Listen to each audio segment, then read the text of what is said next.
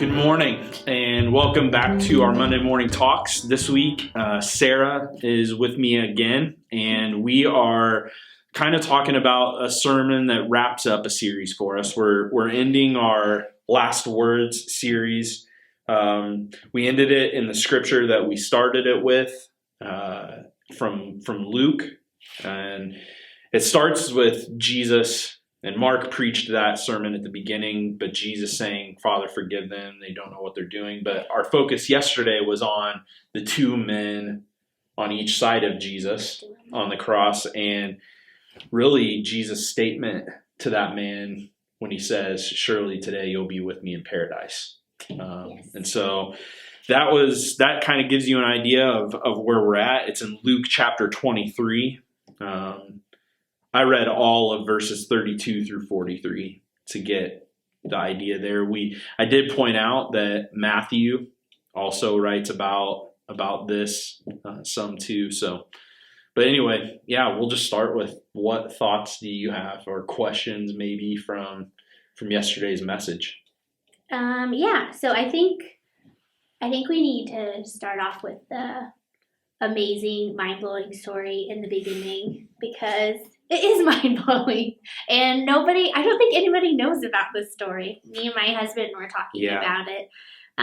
But yeah, I can just let you sum that up. So No, that's a crazy story. The story was really focused on Edwin, and I purposefully, the way I told the story, I just said his first and middle name, Edwin Thomas. But I think some people thought, Thomas is his last name. Yeah.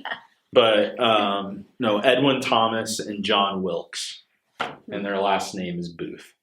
But Edwin is John Wilkes Booth's brother, and I just kind of told the background story of them being famous actors. Edwin, maybe in some ways the most famous of the three, and they did Shakespearean acting. They performed in Julius Caesar together, and then just kind of got to the point of saying, well, then John Wilkes Booth shoots Abraham Lincoln in the back of the head, kills the president, and kind of where that went for Edwin. You know, in some ways it ruined his career. He was never the same after that. But then there's this story of him at a train station, and one day he saves a man's life who, the crowd kind of pushes him or inches him toward the edge of the platform. He falls off the platform. He's kind of trapped between the platform and the track. Yeah. And terrifying. Edwin kind of wraps his leg around a pole, pulls this man to safety, and it ends up being Abraham Lincoln's son, which is so crazy. It's super crazy. And really, even telling that story to, like, there's a part of me that just went, man, is this story real? Yeah. You can fact check me. I don't know. Truly. I did a little bit of that, but it was just a story that I was like, you know what? Even if it's not 100% accurate, this can sound as good or bad as you want it to, I guess. But I wasn't concerned necessarily with that. It was helping make the point that I was trying to make. The whole sermon was really, I felt like a little bit more, I set out for it to be even more purposeful and, I don't know what word to say, thought out than it probably came across. I was really just trying to paint the picture of, here's two people who couldn't come from more similar places, who couldn't be more similar in the way that their life has played out, and yet one makes one set of choices and one makes another. Yeah. And even if that isn't true, you can tell in how much it affected him. Like, can you imagine if your brother or, your sibling did something just so awful that it affects you to where you're done acting, like you're done doing what you're doing, and it changes your life forever. Even, the guilt or whatever he felt, you could see, of course, he responded to it differently. Well, and for me, too, being able to start with this, because sometimes you find a story like that or an illustration when you're putting together a lesson or a talk or a sermon, and it's like, where do I put this? Yeah. Like, where am I going to use this? And sometimes it's like you want to end there sometimes. But with this, I just felt like, okay, I'm going to end on the personal side then, Yeah. in a conversation about me and my brother necessarily. But from the preaching standpoint, for me, being able to start with a story like that, yeah, and go and be able to look at people and go, I've got them. Yeah. You know what I mean? Like, to be able to have the story develop the way that it did, to people going, oh, like, then you just go, okay, I've got them. And now this is. Well, and it kind of laid the foundation for what you're going to talk about, like how you are going to approach this saying from Jesus, which I thought was a really good way to open It up. was a different approach than I could find necessarily, which sometimes is a little bit risky. But if you go back and listen to the sermon, which I would encourage you to do, and you're going to get more of our conversation here, that whole conversation is used in to say so many different things. Yeah. To say, man, grace is everything. Baptism is less important than we make it, or that salvation, it comes from there's focus on the words Jesus says, different words like paradise and today, and I think I said in the sermon even punctuation, where the comma gets put, and with all of that, I was just like, gosh, those are waters for our people that I did not want to wade into. Right. Because I don't want to end controversially. I want people to have something tangible to walk away with. And for me, it was just like those conversations, I don't want to say that they're not important. I just felt like they were less important than, man, this is something changed for this man on the cross. Right. Because of saying, Matthew starts with this, as he's telling this encounter on the cross, from his vantage point, he says that both criminals were joining in on the mockery, on the hostility toward Jesus. Mm-hmm. So my question was, at what point then did this man go from being there to almost rebuking the other criminal? And going, like, enough of this. Why are you, right? And then to turning to Jesus and saying, remember me in your kingdom. Yeah. Like, man, that's a prayer that we all, and that's why I wanted to present, like, that should be all of our prayer. Yeah. We're all on level playing field with, we need to desperately plead with Jesus, please remember me in your kingdom, because I don't deserve to be remembered. Mm-hmm. Not in a good way. Like, I'm a sinner. I'm capable of really awful things. I've put other things, like, you could just walk through the 10 Commandments. Like, I've put other things before God. I've, and so there's so many things there that it's just like, this is all, I don't deserve to be in the kingdom. Jesus, please remember me. Yeah. In this grace-filled way, and that's where I said, in my opinion, I think his heart changed in seeing we've been hurling all of this at Jesus, and he just said, Father, forgive them. Yeah, how his reactions, I think, are so powerful. He encountered the grace of Jesus. Like, he actually got to see the face of grace, and it changed his heart. And so what happens when we encounter grace like that? We have options. Right. And I think, that was just one of the big things. I've been in rooms with people where they take what Jesus said here and they nitpick it, like you said. Does that mean we have to be baptized? does that mean it doesn't matter? And you just lose the actual meaning of what just happened and what is like actually we can apply to ourselves in our everyday lives. And so I think that was really important that you put that on there.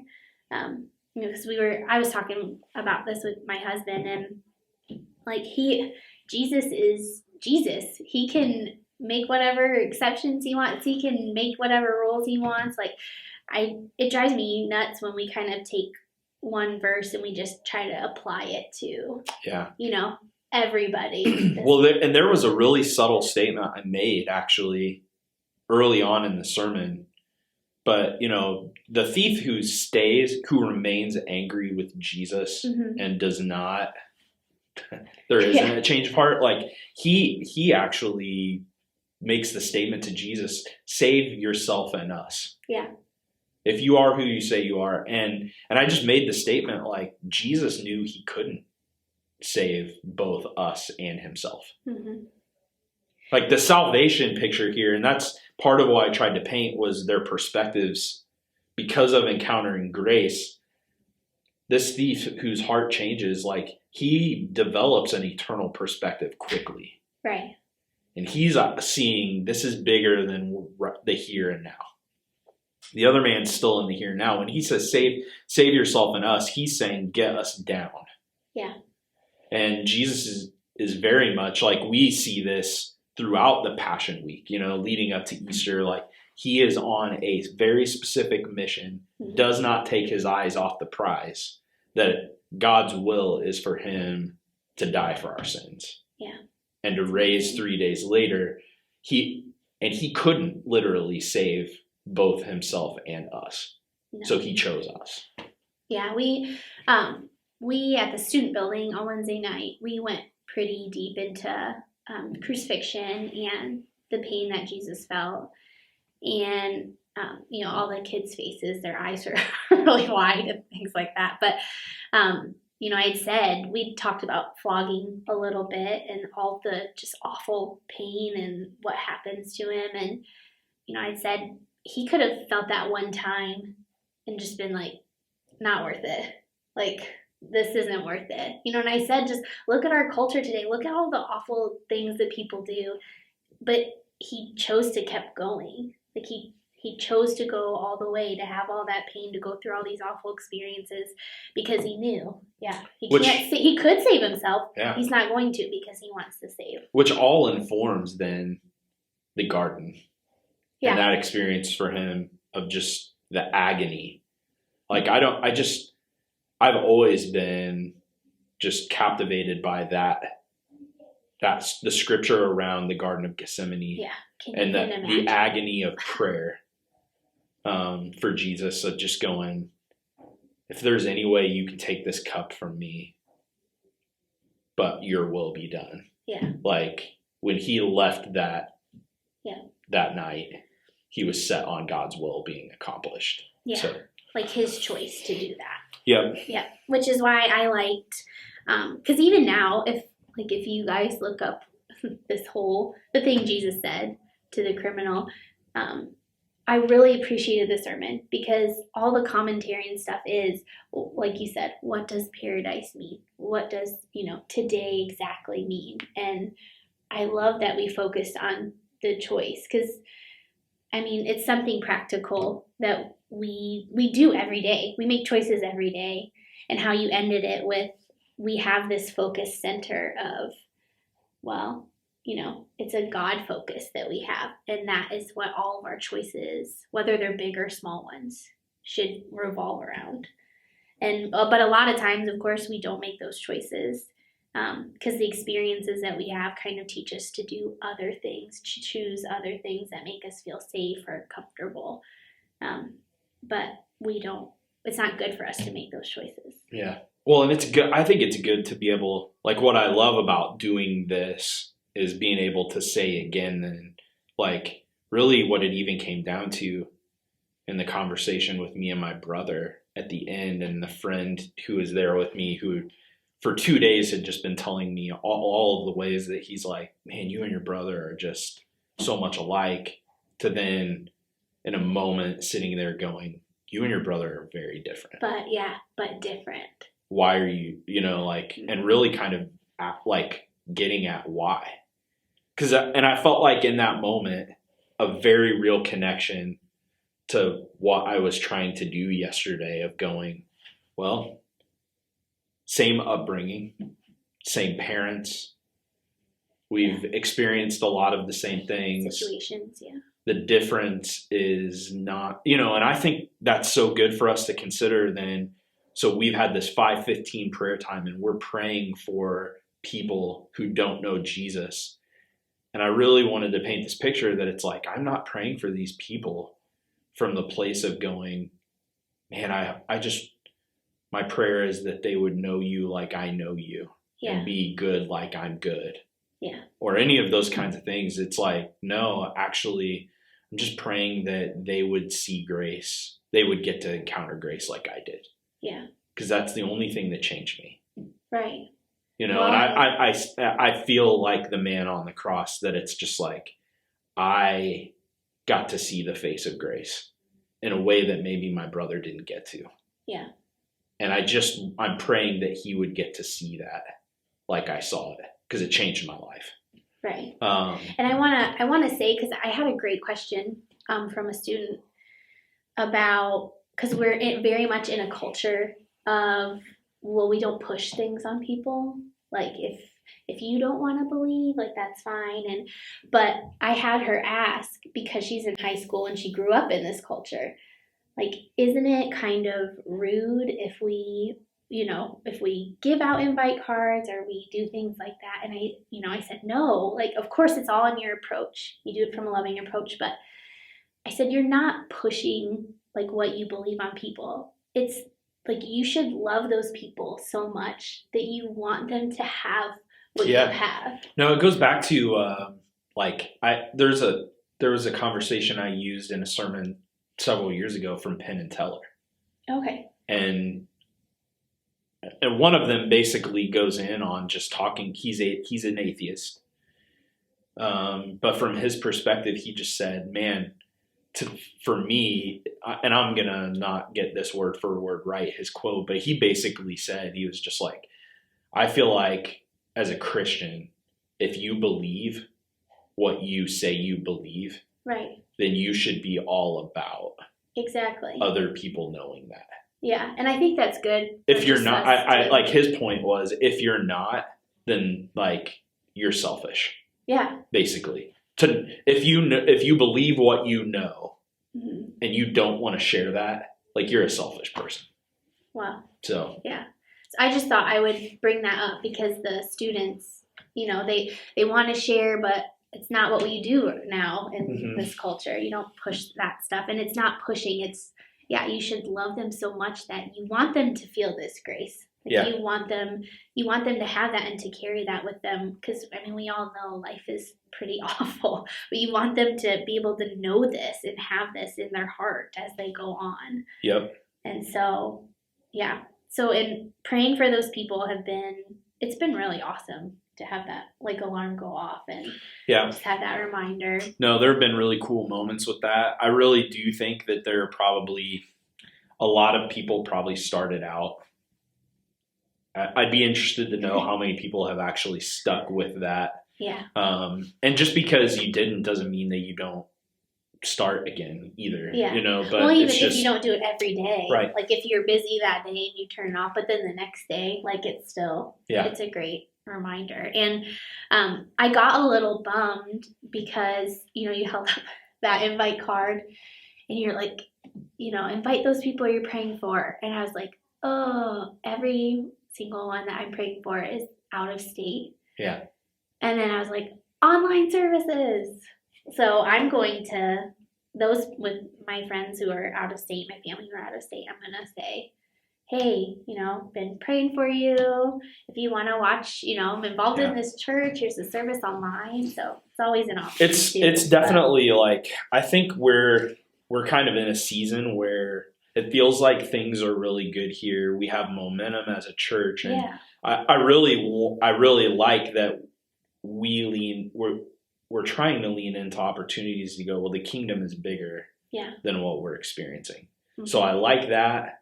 It's kind of why I like doing this. Yeah. Is that we've connected with some people who don't go to church here through this and just being able to. But I also think like the Ukraine thing that I brought up before the sermon yesterday, and kind of where we're going with that as a church is like another way of just going. Our mission statement is not just for us right here directly, but we want that mission accomplished all over the world for the kingdom. Yeah. Reaching people with the life-changing message of Jesus. And so what an opportunity we have to do that. So how do we make purposeful deposits in the kingdom all over the world, not just here? Right. So it's important. Yeah. And if you guys weren't there, Ryan kind of has a connection with, it's Wayne Kent, right? Mm-hmm. The lead pastor FCC in Decatur. And I don't know if you want to just explain that for people. Sure. Wayne's just been a good friend for a long time. He's been in Decatur for so long. Like it would go back to even when I was in the area in school, and then at Mount Zion after that. And this minister's lunch that we have every month has been meeting that long, like going back to then. And gotcha. So he was just always a person who like I've gotten ideas from, or I've been able to just gain advice from or talk to about things that were happening. And so we've had a friendship in that way. And Thursday before our minister's lunch, I ran into him in the lobby of their church, and we just started talking. I asked him, I knew he was in Poland, and I had been praying for him for his trip, and just asked him how that went. And gosh, it was overwhelming. Yeah. What the amount of things that we don't realize are happening in Ukraine, and with refugees fleeing Ukraine. Our media is just not covering all of those things or really painting a full, accurate picture for us. And so, gosh, we just don't know a lot of things, but I felt like he could see my intrigue in it, but I hope he could see my heart in that too. And just, man, it's great to be able to know people that you're trying to help and to build a relationship. And I love that here's an opportunity potentially with our brothers and sisters in Poland who are making efforts to help these Ukrainian refugees. Like, I want to be a part of that. Definitely. Like, that's something I want to do. And I felt like I've had several people in our church ask me, how can we help with this? And the picture we are having painted and things we are hearing is potential for World War III and all these things. And it's just like, man, you got to be thinking about what these people are going through. And so yesterday I tried to paint a broad picture, that here's Poland, a country that's land size wise smaller than the state of California. Right. And they've received like something in the range of like 2.5 million refugees from the country of Ukraine. Yeah. Can you imagine the impact of that many people and going, man, so do we just have that many homeless people? Yeah. Do we have places for them to live? Are they transient? So like, are they just going to keep? Where does that stop? There's so many things that play into that. Basically, the story I told you guys in a little more detail, staff-wise, was just the picture is, so there aren't very many men. Yeah, I know. There aren't not allowing them to leave. Right, there aren't a ton of male refugees. The ones that there are, Wayne just said there's a lot of embarrassment there. Right. Because for them, they're going, why didn't I stay and fight? And will I ever be able to return because of that? And those kinds of things. But then for the women and children who mostly just painting a picture of what that's like for them. So they're on their feet. They're taking it was something in the vicinity of, I'll get my numbers wrong, but hours and hours train ride Yeah. where they cannot sit. So they've been standing for hours on a train, and then they get to the border and stand in line for another and 18 I want hours to paint it a little bit to come across the border. They come across the border. By the time they get to church in Poland with their children, which I don't even want to fly on an airplane. That's what I was just going to say. Like, it's the just whole time they're doing this, like, I mean, if you're not a mom right now with little kids, you know moms, or you've been there before with little kids. And I can't imagine having 3 or 4 kids and going through that whole process. No. Just trying to take care of a baby. them. One. Yeah. Just having one baby, it would be overwhelming. Yeah. Because you're standing there for hours just like, it's exhausting. Keep them with you, keep them safe, keep them entertained. And so basically you've got these Christian churches in Poland then where these refugees are making it to, and they're going, these moms see a cot where they can get horizontal, and they just need hours to like recover. Yeah. And in the meantime, what do the churches are going, well, what do we do with these kids? So they're starting daycares. They're trying to take care of these children, but they've got to do laundry. They've got to feed them. They've got to like have beds. And, Wayne talked about being in this one like conference center type place where it was like 60,000 cots.